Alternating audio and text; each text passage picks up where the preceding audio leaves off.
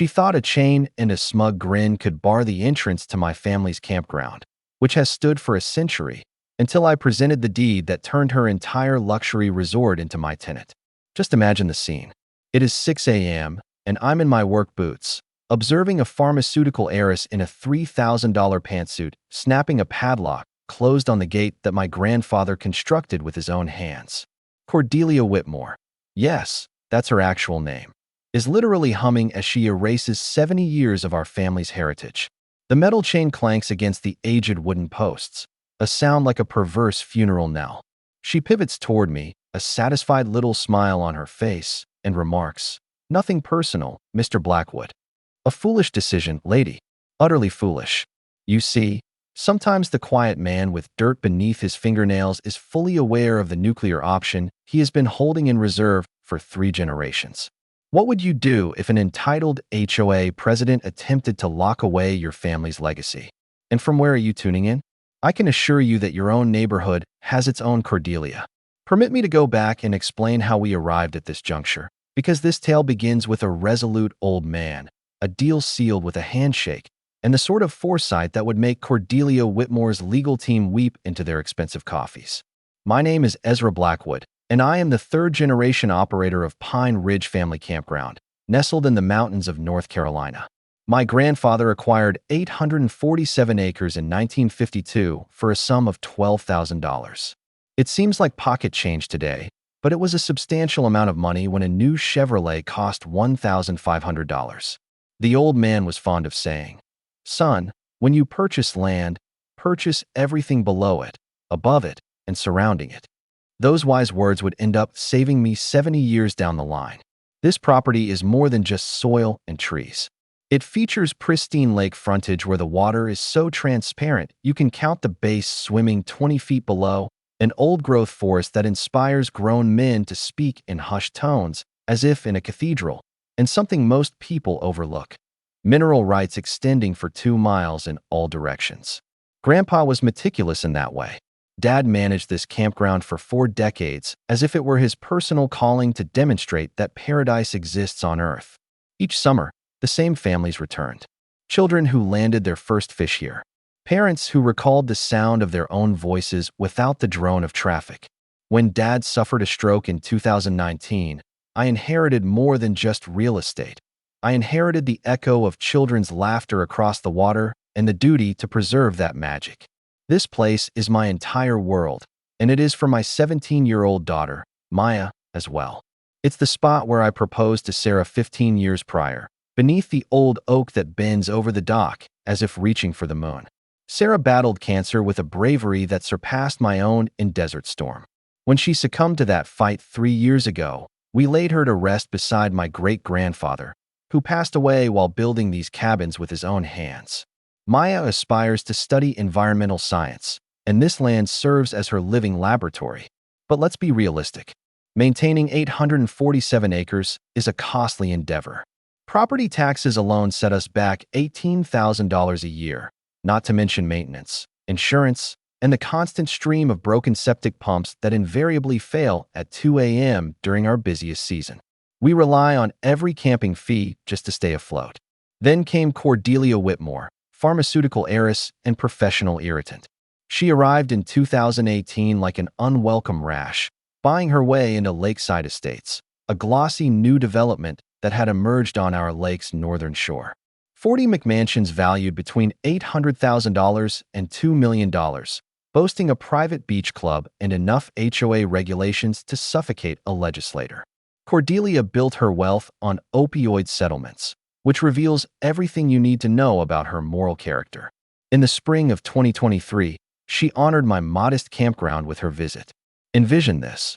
I'm pouring coffee as she alights on our weathered picnic table, resembling a praying mantis in Prada. The wood smoke from our evening bonfire clashed with her overpowering perfume. Imagine the scent of vanilla attempting to assassinate pine trees. Her manicured fingernails tapped on the ceramic mug as she outlined my predicament with the patience of a kindergarten teacher speaking to a slow learner. Our Friday night bonfires, it seemed, were causing atmospheric disturbances for her esteemed residents. The families who had been visiting this place since before her birth were now deemed demographic challenges that jeopardize their curated lifestyle experience. She actually uttered the phrase, curated lifestyle experience, with a straight face, as if she were curating a museum display rather than scheming to demolish a family enterprise. "Mr. Blackwood," she cooed, "I am convinced it would be to everyone's advantage if you ceased commercial operations by Labor Day. This sort of establishment is simply not in keeping with our community standards." I attempted a diplomatic approach, suggesting we could discuss any valid concerns, perhaps alter the quiet hours, or collaborate on lake conservation efforts. Do you know her response? "How quaint. We shall see about that, Mr. Blackwood." The gravel crunched beneath her BMW's tires like fractured bones as she departed. Yet, that sound was far less menacing than her smile. I should have known that expression.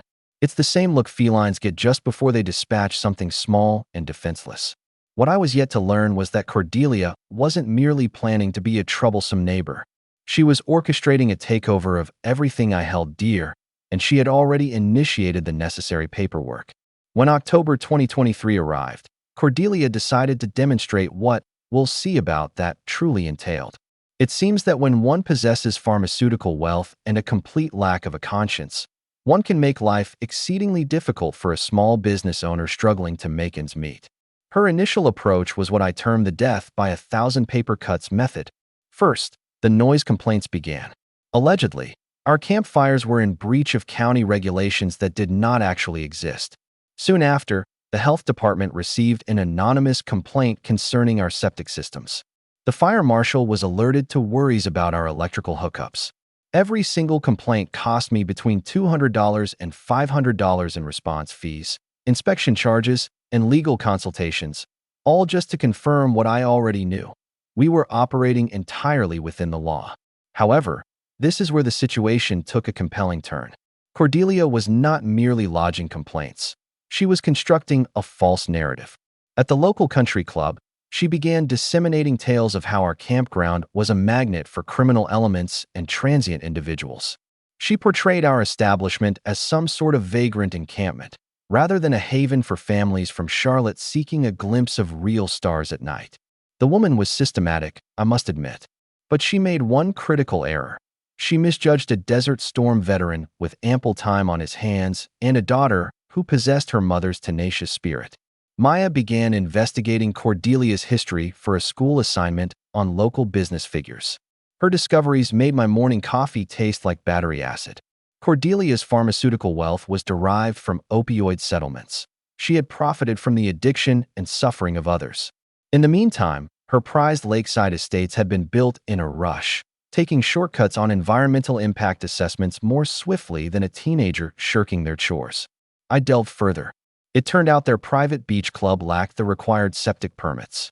Their stormwater drainage system was channeling runoff directly into our common lake, and they had developed wetlands without obtaining federal approval.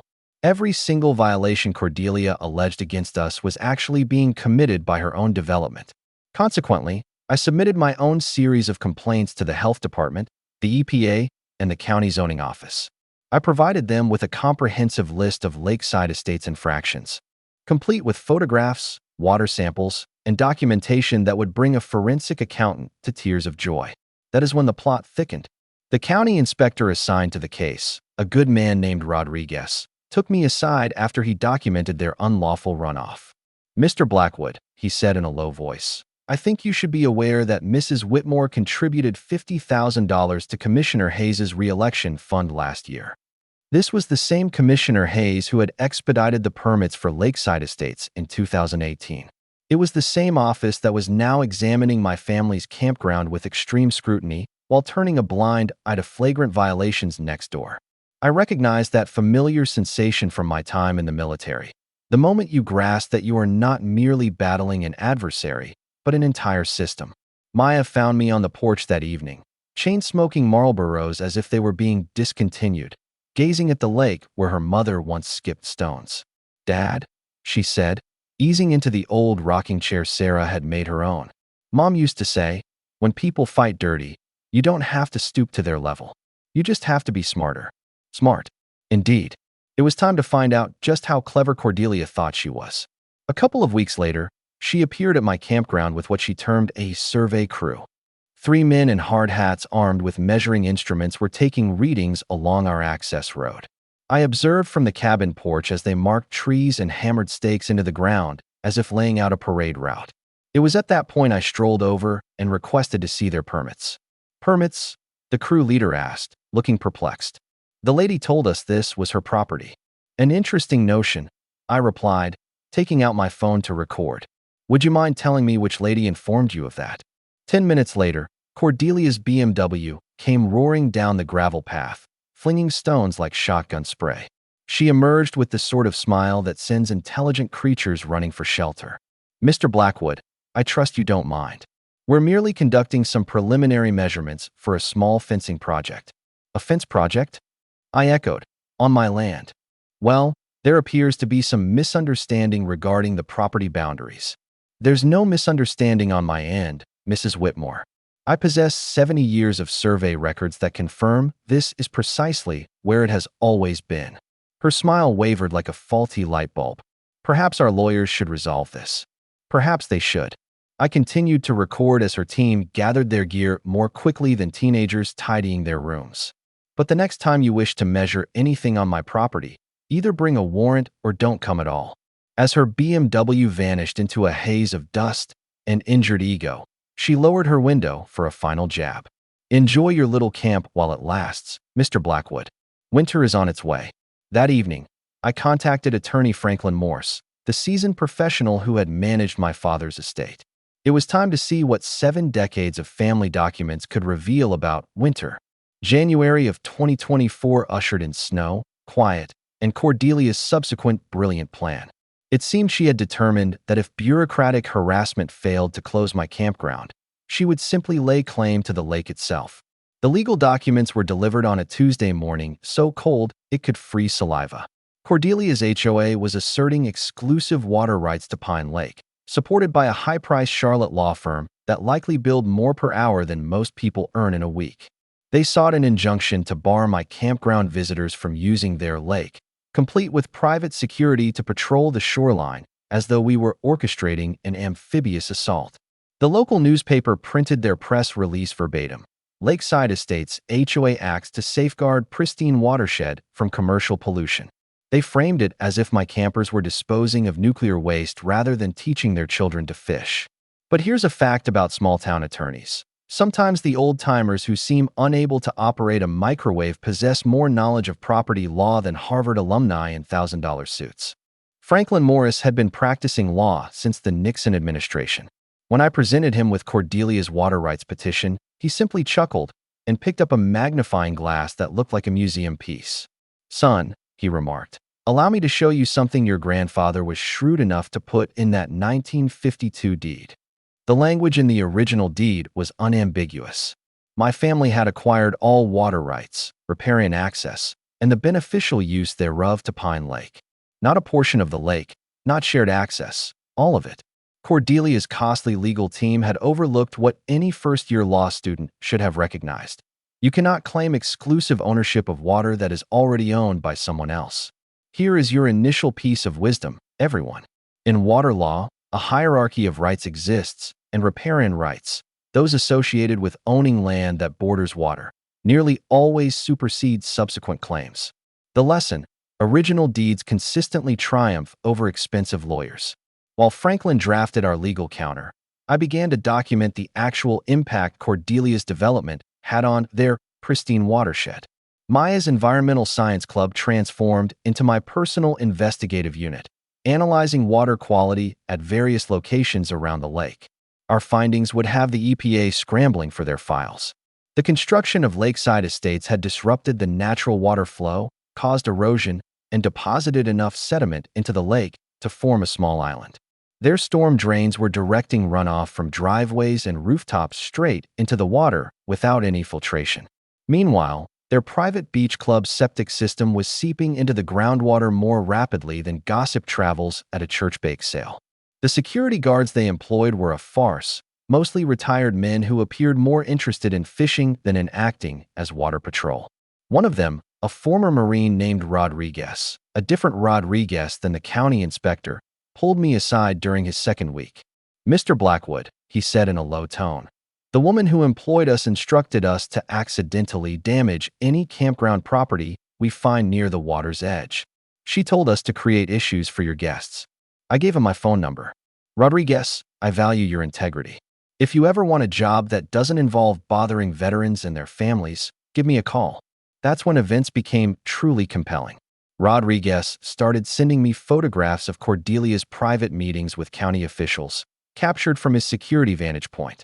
It appeared our pharmaceutical princess was plotting to use eminent domain for public waterfront access, leveraging taxpayer funds to seize private land for the advantage of her associates. The stench of corruption was more potent than low tide on a sweltering day. Maya's water quality analysis confirmed my suspicions. The lake was cleaner in the vicinity of my campground than anywhere near lakeside estates. It was a clear case of 70 years of responsible stewardship versus 5 years of wealthy individuals playing with heavy machinery. You can guess which prevailed. But Cordelia was not finished escalating. She arranged a concerned citizens' meeting at the community center, armed with a PowerPoint presentation that would make a used car dealer blush. I arrived with my own portfolio of evidence to a room of 50 hostile individuals who had been force-fed a stream of disinformation. Property values have declined by 12% since this establishment expanded its operations, Cordelia declared, advancing through slides of cherry-picked data. A peculiar thing about those figures, I interjected from the rear of the room. Property values actually increased by 30% after Travel Plus Leisure magazine highlighted my campground in their Hidden Gems of the South feature last year. Her laser pointer began to tremble. We are attempting to safeguard our investment and the well-being of our children. The only thing unsafe around here is your arithmetic, Mrs. Whitmore, and your septic system. The room became so silent you could hear a pin drop, or in this instance, the sound of Cordelia's credibility crashing to the ground. Her presentation had a single, critical weakness. She had mistaken me for some simple countryman with a fishing rod, rather than a combat veteran supported by a high school environmental science team and 70 years of flawless property records. Attorney Morris was already drafting our countersuit when Rodriguez called with information that altered the entire situation.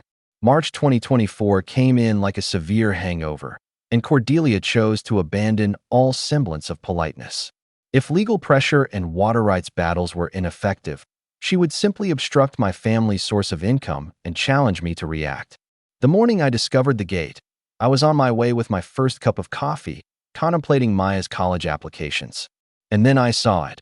A brand new barrier erected across our access road, bearing a sign that declared, "Private property, Lakeside Estates, residents only." They had engaged a security firm to guard the gate and refuse entry to anyone heading for my campground. Cordelia stood beside her BMW, arms folded, sporting the kind of smile that makes you realize why certain animals consume their offspring. "Good morning, Mr. Blackwood. I trust you appreciate the traffic management enhancement." "Traffic management?" I echoed, placing my coffee mug down before I was tempted to hurl it. "On my access road." "Well, our survey indicates this road intersects with Lakeside Estates property. We are merely safeguarding our residents' privacy and security." The flaw in Cordelia's brilliant scheme was her failure to ever actually conduct a survey. She had simply presumed that her newer, more glamorous development gave her the right to claim any land she desired. A grave error. You see, when Franklin Morse learned of the blockade, he didn't merely retrieve my property records. He ordered a professional survey so precise it would make a NASA engineer weep. Our discovery was more thrilling than Christmas morning. Here is knowledge nugget number 2. Property surveys can uncover easements, rights of way, and boundary inconsistencies that can completely alter the dynamics of ownership conflicts. The takeaway is this: when someone accuses you of trespassing, demand they provide proof that they genuinely own the land they are protecting. Our survey revealed that not only was Cordelia mistaken about the access road, but she was spectacularly, legally, and comically incorrect. The road had always been situated on my property. More significantly, the primary access road for Lakeside Estates traversed a 50-foot easement that my grandfather had never officially signed over. I held the legal right to block their access at any moment. But the true bombshell emerged from Maya's investigation into Cordelia's business dealings. My daughter had been sifting through public records for her senior project on corporate environmental responsibility, and her findings triggered my military training instincts. Cordelia wasn't merely a pharmaceutical heiress with an excess of time and money. She was a representative for an energy speculation consortium that had been acquiring rural lands across 3 counties. Her objective was not to protect property values. It was to drive out current landowners so her associates could perform hydraulic fracturing or fracking for natural gas. The county records clerk, an old family acquaintance named Betty who had been friends with my dad since high school, corroborated Mia's findings. Ezra, she confided during my visit to research mineral rights. That woman has been in here half a dozen times inquiring about subsurface ownership near your property. She has gas company geologists swarming the entire region. It was then that all the pieces fell into place. Cordelia's campaign of harassment was not a personal vendetta, it was a business strategy. She required my land for her fracking endeavor and believed she could intimidate a grieving widower into selling it for a pittance. What she failed to realize was that my grandfather's 1952 deed encompassed mineral rights within a 2-mile radius. Every acre Cordelia had acquired, every luxurious home her consortium had constructed, every pocket of gas her geologists had identified, it all rested upon minerals that were the property of the Blackwood family. I was in possession of the deed to her entire enterprise, and she was completely oblivious. The confrontation at the gate that morning was almost an anticlimax. Cordelia appeared with a sheriff's deputy and a locksmith, brandishing what she asserted was a court order. The deputy, a respectable man named Williams who had completed 2 tours in Afghanistan, seemed uneasy about the whole affair. "Sir, I must ask you to stand aside and permit them to secure this access point," Williams stated apologetically. "Officer, while I respect your position, that is not a court order," I countered, inspecting the documents. "It is a request for a preliminary injunction that has not yet been approved."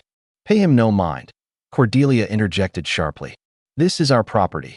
"Ma'am," I said placidly, presenting my surveyor's report. "I have 70 years of documentation that indicates otherwise." "Officer Williams, would you care to review the professional survey we had conducted last week?" The deputy examined my paperwork while Cordelia's complexion shifted through more shades than a mood ring. Her locksmith stood by, clutching his tools as if awaiting instructions on which planet he had landed. "Mrs. Whitmore," Deputy Williams stated cautiously, "this gentleman appears to possess valid documentation indicating this road is on his property. I cannot assist you in blocking access to someone's own land." As her BMW vanished in a swirl of gravel and bruised pride, I resolved to make a move that would alter everything. I was going to let Cordelia believe she had triumphed, just for a little while. At times, the most effective tactic is to allow your adversary to dig their own grave before you offer them the shovel. April of 2024 delivered spring showers, budding trees, and the sort of legal revelation that causes grown men to perform victory dances in deserted parking lots. Franklin Morse had been working late, delving into county archives more deeply than a submarine on a covert operation. When he summoned me to his office that Tuesday morning, he wore the expression of a man who had just unearthed buried treasure in his own backyard.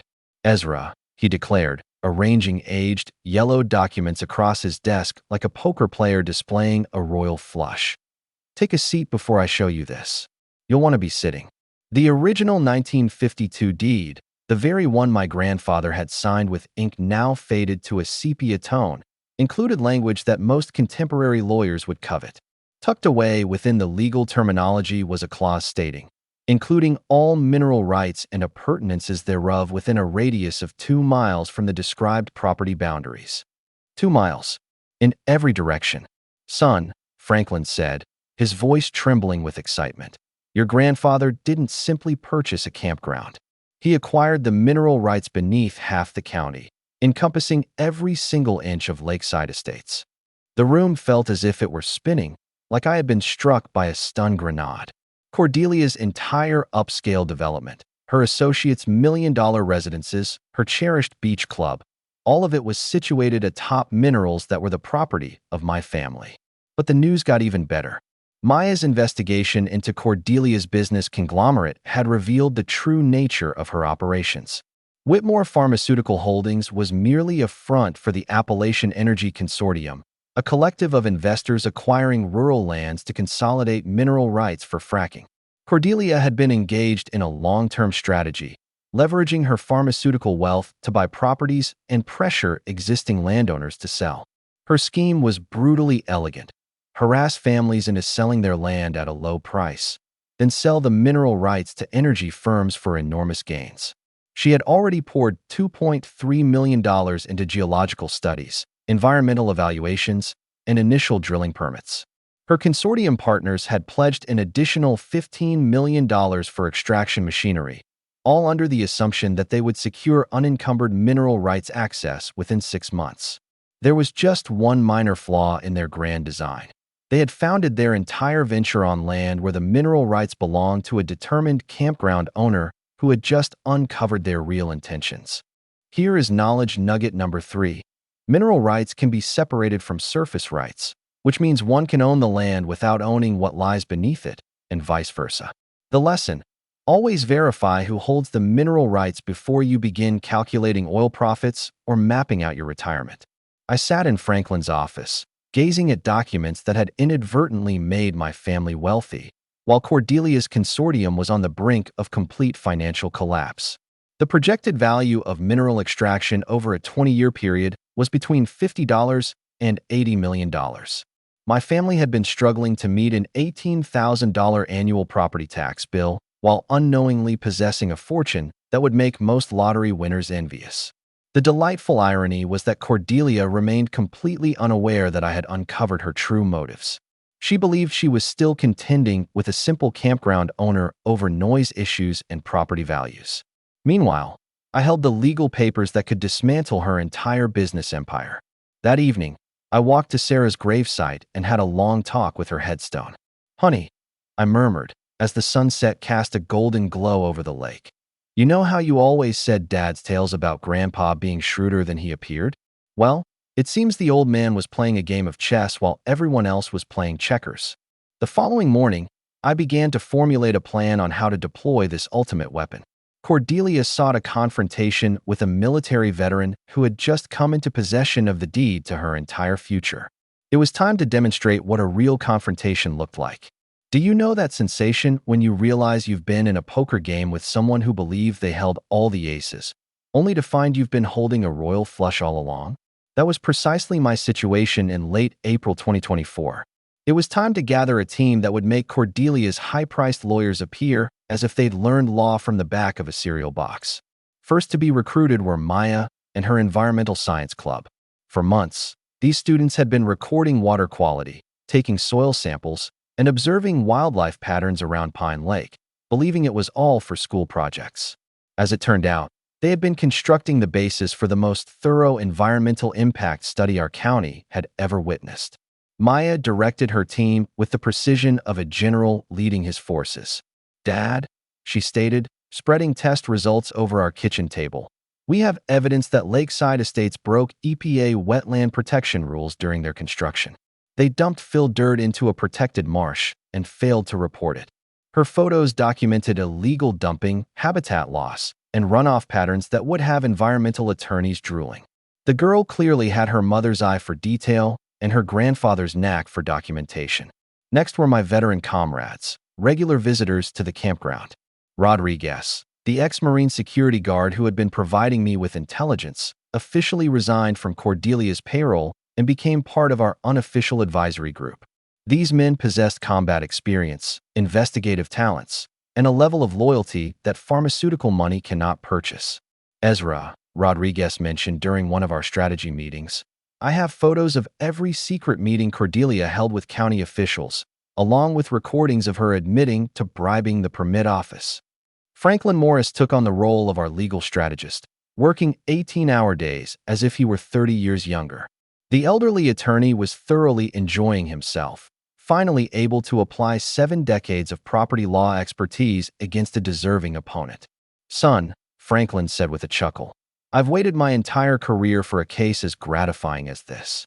It's David versus Goliath, but David has nuclear capabilities.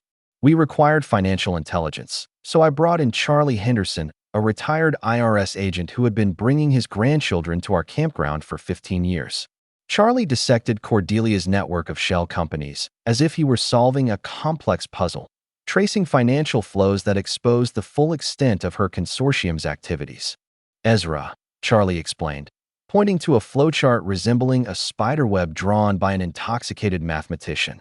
This woman has been acquiring properties through 6 different corporate entities, using offshore accounts to conceal beneficial ownership.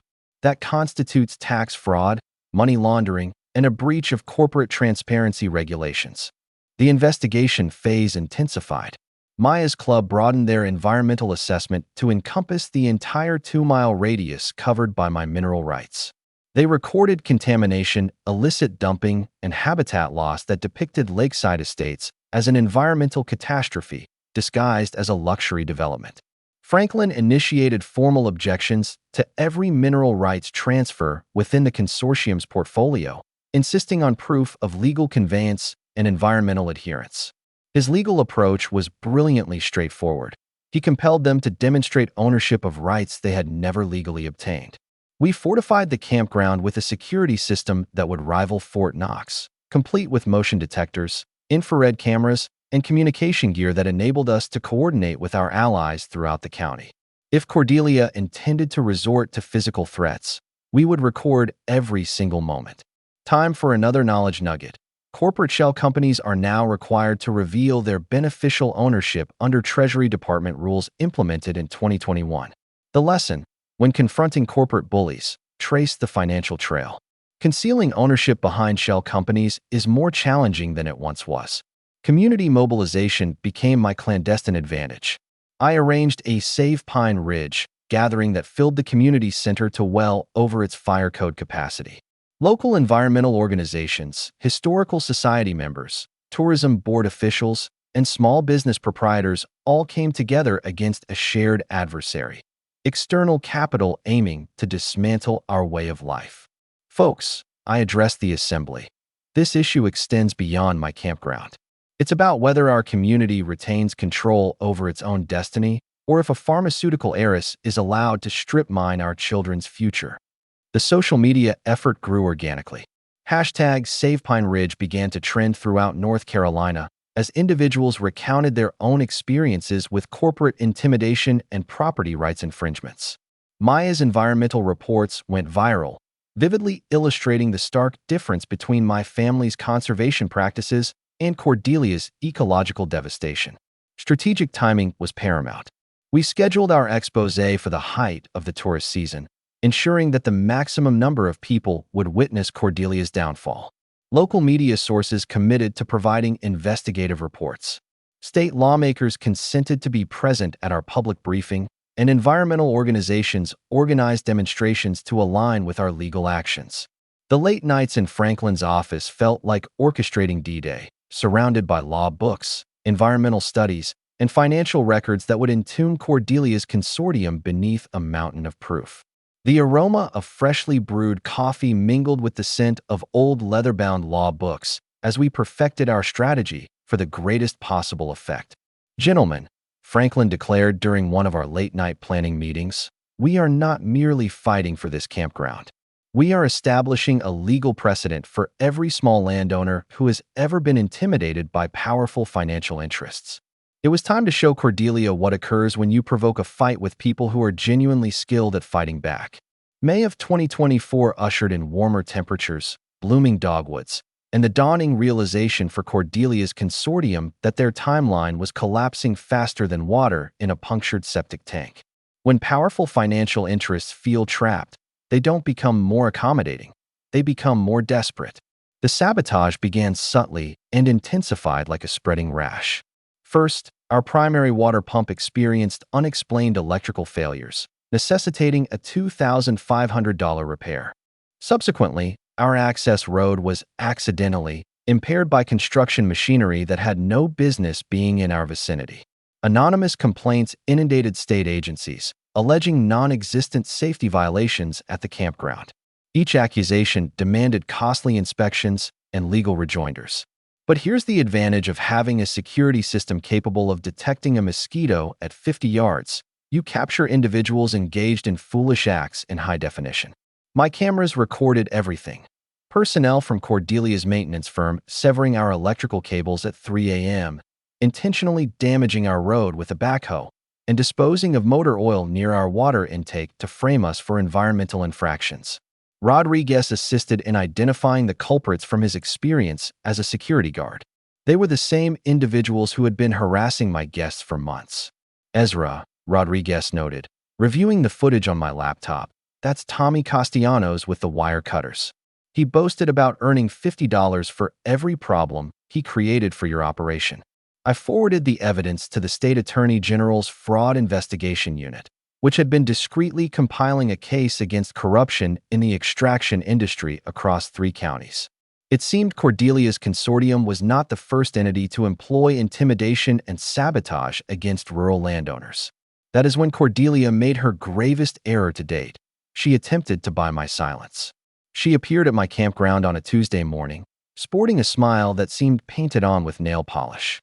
Her BMW shone in the sunlight like a chrome casket as she emerged, carrying a manila envelope so thick it could choke a horse. "Mr. Blackwood," she began sweetly, "I believe it is time we addressed our little misunderstanding like civilized adults."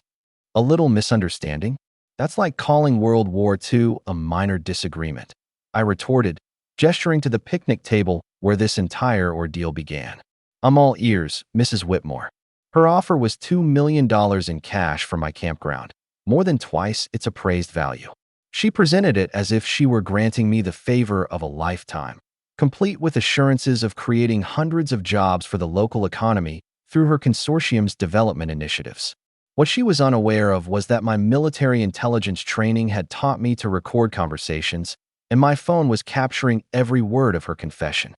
"The fact is, Mr. Blackwood," she said, leaning in as if we were exchanging state secrets, "this region possesses immense potential for energy development. My associates have already made substantial investments in geological studies and regulatory groundwork. We merely require cooperation from current landowners to proceed." "Cooperation?" I echoed. "Is that your term for bribing county officials and vandalizing my equipment?" Her smile wavered like a faulty light bulb.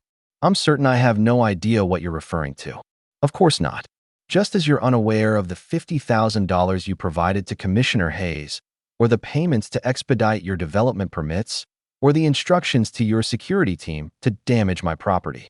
The color drained from her face more rapidly than water from a punctured canoe.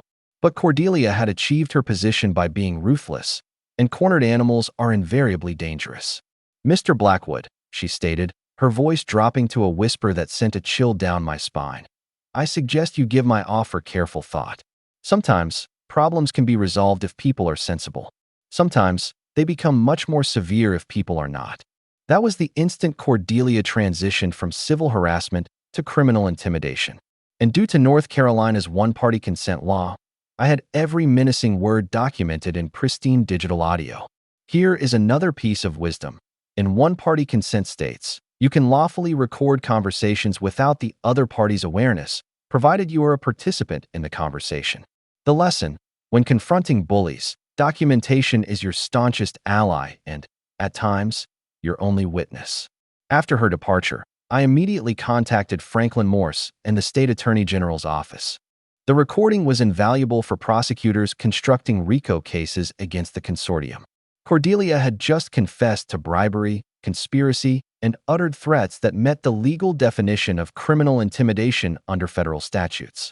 But the most satisfying part was still to unfold. Charlie Henderson's financial probe had exposed a network of shell companies, offshore accounts, and falsified environmental reports that breached everything from tax law to international banking regulations. The IRS, FBI, and EPA were all assembling cases that would land Cordelia's entire operation in federal prison. Maya rushed into the cabin that evening with news that perfectly capped my day. "Dad, the State Environmental Agency just confirmed they are initiating a criminal investigation into Lakeside Estates. Our water quality data is being used as key evidence for their prosecution." As I watched the sunset paint our lake in shades of gold, I knew Cordelia had handed me all the ammunition I needed to completely dismantle her. All that remained was to select the ideal moment to detonate her entire world. June 2024 felt like the final round of a boxing match, where one contestant is unaware they are already losing. Cordelia's consortium was bleeding funds, contending with federal inquiries, and witnessing their schedule fall apart. Yet they still had one final move to make: applying political pressure at the state level. The governor's office began to get urgent notifications about environmental infractions at Pine Ridge Campground. Cordelia had somehow persuaded someone in Raleigh that my family's 70-year-old business was a direct and immediate threat to North Carolina's pristine watersheds. The irony was so palpable you could slice it with a chainsaw. The state environmental agency declared a surprise inspection for the upcoming Tuesday, complete with media alerts and enough commotion to suggest they were looking into a nuclear incident rather than a campground that had operated cleanly since the Eisenhower era. The inspector dispatched was a man named Davidson, whose conflicts of interest were more numerous than a politician's campaign promises. Charlie Henderson's investigation revealed that Davidson held shares in 3 separate extraction firms and had previously served as a consultant for Cordelia's consortium. This was not an inspection, it was a trap. But here is what Cordelia had not anticipated. I had been preparing for this very moment since I uncovered her true motives.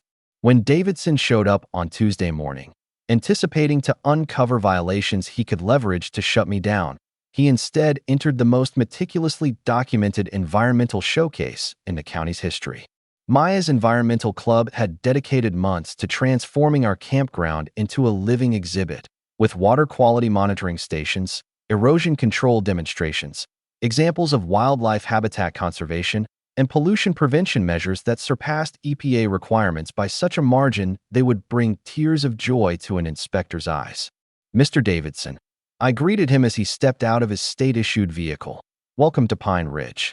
We are eager to demonstrate what responsible land stewardship entails. What I failed to mention was that I had also invited investigators from the State Attorney General's office to witness the inspection, along with representatives from 3 environmental organizations that had been building cases against corruption in the extraction industry. The expression on Davidson's face when he grasped that he was being observed by individuals who truly understood environmental law was more gratifying than Christmas morning. His hands began to tremble as he struggled to find infractions that were simply not there. Maya came forward with her scientific briefing as if she were defending a doctoral dissertation. Mr. Davidson, our water quality analysis indicates contamination levels are near zero at all monitoring points around the campground.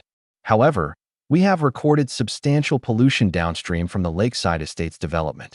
She presented him with a folder thick enough to stop a bullet, containing photographs of illegal dumping, chemical analyses revealing petroleum contamination, and records of habitat destruction that portrayed Cordelia's consortium as environmental vandals.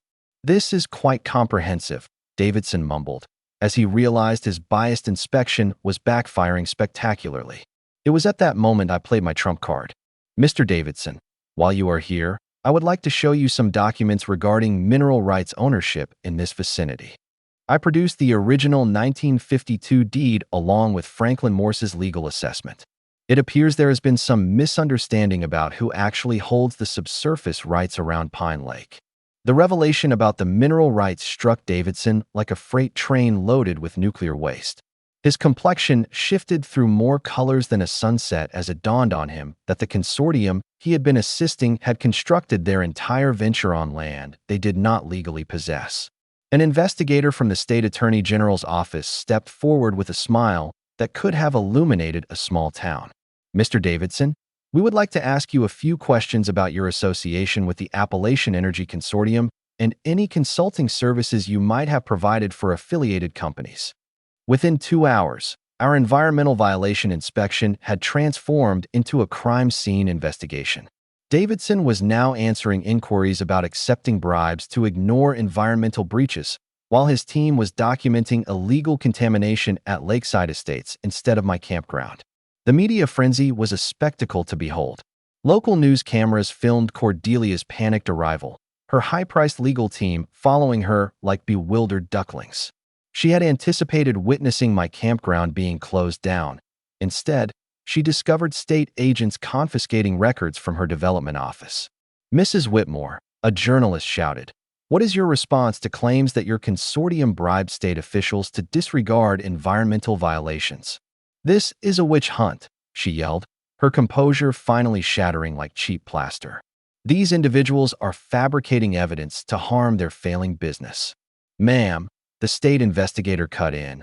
We possess recorded conversations and financial documents that show payments made to state officials. Would you care to provide a statement? That evening, Maya and I sat on our dock, watching the news reports on her laptop. The story had gone viral on social media, with headlines like "Pharmaceutical Heiress Exposed in Environmental Crimes Conspiracy." The hashtag Justice for Pine Ridge was trending across the nation. Dad, Maya said, her smile as bright as if she had found buried treasure. Tomorrow's county commission meeting is going to be legendary. She was correct. Cordelia's entire world was on the verge of collapsing in the most public manner imaginable, and half the state would be there to see it happen live on television. It was time for the final scene. July 15th, 2024. This was the day Cordelia Whitmore discovered the consequences of bringing a knife to a gunfight when your opponent owns the entire weapons factory. The county commission meeting was packed to capacity, with standing room only. Local media, regional news affiliates, and even a correspondent from CNN crowded the rear of the chamber. Environmental organizations had bussed-in supporters from 3 different counties, while property rights advocates brandished signs with slogans like "Keep your hands off our heritage" and "Corporate bullies out." Representatives from the state attorney general's office occupied the front row like jurors at a tribunal, accompanied by FBI agents who, despite their professional excitement for the RICO case, looked as though they would rather be elsewhere. The air conditioning was failing to cope with the heat from 200 irate individuals sharing the same recycled air. Cordelia made her entrance 45 minutes late, flanked by a legal team whose hourly rate exceeded most people's annual income. She was dressed in a navy blue suit that exuded corporate trustworthiness and moved with the assurance of someone who still viewed this as a temporary inconvenience rather than the utter ruin of her illicit enterprise. Commission Chairman Bradley struck his gavel, the sound echoing like gunshots, to call the meeting to order. Ladies and gentlemen, we are convened to examine allegations regarding the development permits for Lakeside Estates and associated environmental compliance matters. Mr. Chairman, I stated, rising from my seat in the 3rd row, I wish to submit evidence pertinent to these proceedings. Franklin Morse presented me with the original 1952 deed as if he were handing over the Holy Grail. Maya sat next to me with her environmental records, appearing more self-assured than most lawyers twice her age. Commissioners, I started, my family has owned Pine Ridge Campground for 72 years. Throughout this period, we have upheld environmental practices that surpass both state and federal mandates. Today, I intend to demonstrate what conscientious land management entails and to contrast it with the activities that have been occurring next door. The projector screen displayed Maya's water quality analysis, featuring side-by-side charts that made Lakeside Estates appear as an environmental disaster zone. Gasps rippled through the chamber as images of illegal dumping, polluted runoff, and habitat loss were shown. This is all quite fascinating, Cordelia interjected, rising with the self-assurance of someone who still believed money could resolve any issue. But these are plainly fabricated assaults on a legitimate business that has provided jobs and tax income to this community. It was at that moment that I smiled and retrieved my phone. Mrs. Whitmore, I would like to play a recording from our conversation last month. Her face turned pale more quickly than milk left in the sun as her own voice echoed through the chamber. I've paid good money to make sure those permits go through quickly. Sometimes problems can disappear if people are reasonable. Sometimes they get much worse if people aren't. The silence was so profound you could hear the buzz of people's phones receiving social media alerts. Even the news cameras seemed to lean in, anticipating the final blow. That's been taken entirely out of context, Cordelia stammered. But her voice broke like a teenager caught in a lie about their homework. Ma'am, said Agent Morrison from the FBI, rising slowly like a predator who had waited all day for this opportunity. I'm going to need you to stay in the chamber. We have some inquiries regarding federal racketeering allegations. But the best part was still to come. Commissioners, I went on, producing the deed that would put an end to this permanently. There is one more detail Mrs. Whitmore, is unaware of concerning her development project. Franklin Morse came forward with his magnifying glass and the original 1952 mineral rights documents. Ladies and gentlemen, I would like to present proof that Mr. Blackwood's family holds all mineral rights within a 2-mile radius of Pine Lake, which includes the entire area of Lakeside Estates. The chamber erupted like a volcano. Cordelia's face cycled through more expressions than a silent film star as she grasped that her entire extraction venture had been founded on land she did not legally possess. Your Honor, Cordelia's chief counsel pleaded desperately. We require time to review these documents. You've had 70 years, I cut in. My grandfather properly registered these rights in 1952. Your client constructed her entire criminal scheme on minerals that are the property of my family. State Attorney General Representative Williams rose with a smile that could have powered the entire county. Mrs. Whitmore, based on the evidence submitted today and our current investigation, you are being placed under arrest for conspiracy, bribery of public officials, environmental crimes, and violations of federal racketeering laws. The sound of the handcuffs clicking shut reverberated through the chamber like the last note of a symphony. News cameras documented every moment as Cordelia Whitmore, pharmaceutical heiress, environmental criminal, and aspiring land usurper, was escorted away in custody. Commissioner Bradley struck his gavel to restore order. The commission votes unanimously to rescind all permits linked to the Appalachian Energy Consortium and to forward this case for federal prosecution. A standing ovation followed, with 200 people on their feet, applauding justice delivered with a side of poetic irony. Outside, Maya embraced me tightly as news crews filmed our triumph. Dad, she whispered, Mom would be so proud. She was correct. Sarah would have delighted in seeing David defeat Goliath with nothing more than truth, perseverance, and 70-year-old paperwork.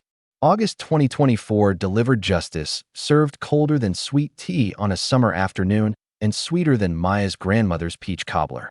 Cordelia Whitmore entered a guilty plea to federal racketeering, bribery, and environmental crimes, receiving a sentence of 18 months in a minimum security prison and $2.8 million in penalties.